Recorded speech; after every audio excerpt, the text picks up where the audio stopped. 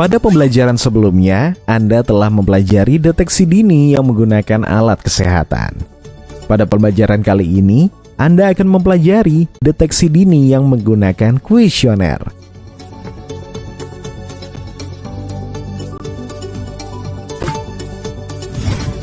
Penasaran? Mari kita simak pembahasannya dengan mengklik masing-masing icon berikut. Salah satu kegiatan yang penting untuk mendukung keberhasilan strategi penemuan kasus tuberkulosis atau TBC secara aktif adalah investigasi kontak atau IK.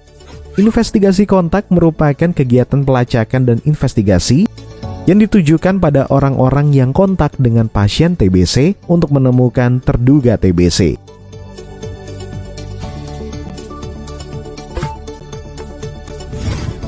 Kegiatan investigasi kontak atau IK dilakukan oleh petugas kesehatan dan dapat dibantu oleh kader posyandu yang ditunjuk dan dipilih oleh puskesmas dan sudah terlatih yang dibekali dengan surat tugas dan tanda pengenal dari pimpinan puskesmas. Petugas kesehatan atau kader yang akan mengunjungi rumah pasien TBC dan rumah sekitarnya, lalu melaksanakan screening secara langsung menggunakan checklist kunjungan rumah lembar pengendalian penyakit menular TBC.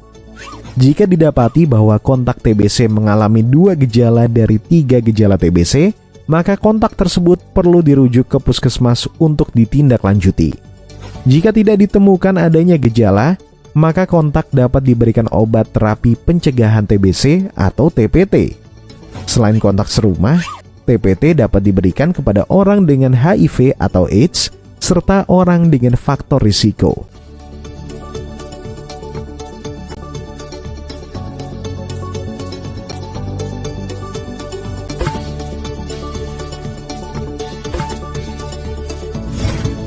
Deteksi dini PPOK dilakukan pada sasaran dengan usia lebih dari sama dengan 40 tahun dan merokok.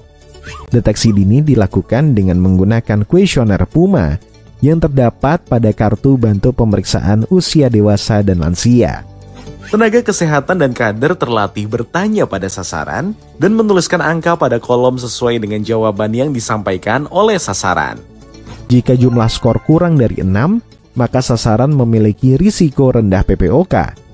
Sedangkan jika jumlah skor lebih dari 6, maka sasaran memiliki risiko tinggi PPOK dan dianjurkan untuk melakukan pemeriksaan spirometri atau tes untuk menilai fungsi paru.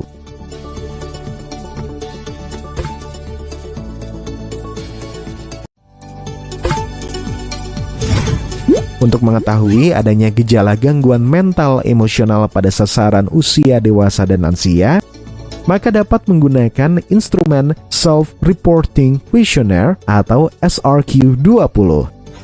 Instrumen tersebut termuat di dalam kartu bantu pemeriksaan kesehatan jiwa usia dewasa dan lansia.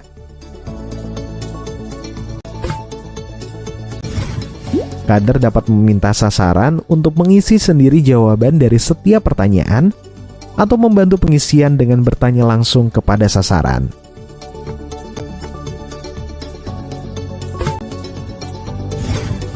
Jika terdapat lebih dari 6 jawaban ya, maka ada indikasi bahwa sasaran mengalami masalah kesehatan jiwa, sehingga memerlukan pemeriksaan lanjutan, wawancara psikiatrik untuk mengetahui ada atau tidaknya gangguan jiwa.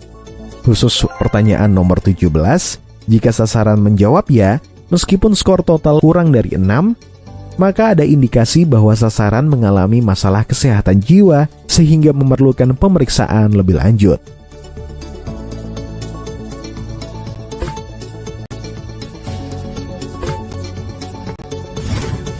Deteksi dini geriatri dilakukan untuk memudahkan kader dalam merencanakan perawatan lanjutan terhadap lansia yang sudah atau belum mengalami penurunan kapasitas intrinsik dan kemampuan fungsional. Deteksi dini dilakukan pada setiap lansia yang kontak pertama kali dengan kader atau petugas kesehatan. Deteksi dini dilakukan minimal 1 tahun sekali dengan menggunakan kartu bantu pemeriksaan usia lanjut, bagian instrumen AKS, dan Skilas. Bagaimana cara menggunakan masing-masing instrumen tersebut? Mari kita simak penjelasannya berikut ini. Instrumen AKS atau aktivitas kehidupan sehari-hari diadopsi dari penilaian ADL dengan instrumen indeks Bartel modifikasi. Kader dapat bertanya kepada sasaran dan menceklis kolom sesuai dengan jawaban yang disampaikan. Seluruh jawaban kemudian dijumlahkan untuk mengetahui tingkat ketergantungan.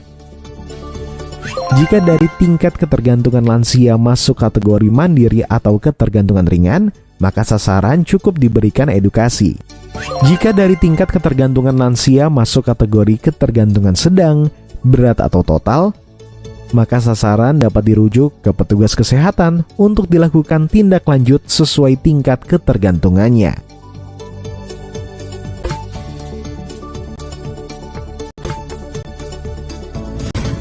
Instrumen sekilas atau screening lansia sederhana dipergunakan untuk menilai beberapa kondisi prioritas terkait penurunan kapasitas intrinsik pada lansia.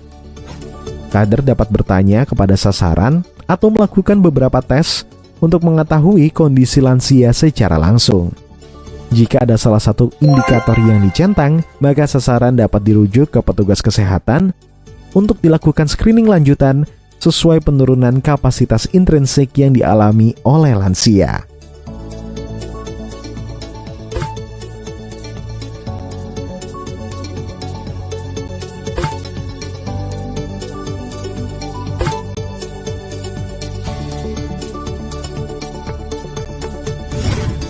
Yeay, Anda telah menyelesaikan seluruh pembahasan mengenai deteksi dini penyakit terbanyak. Dengan melakukan deteksi dini secara tepat, Anda dapat berperan dalam melakukan pencegahan dan munculnya komplikasi dari penyakit terbanyak. Mari lakukan deteksi dini untuk masyarakat Indonesia terhindar dari berbagai penyakit.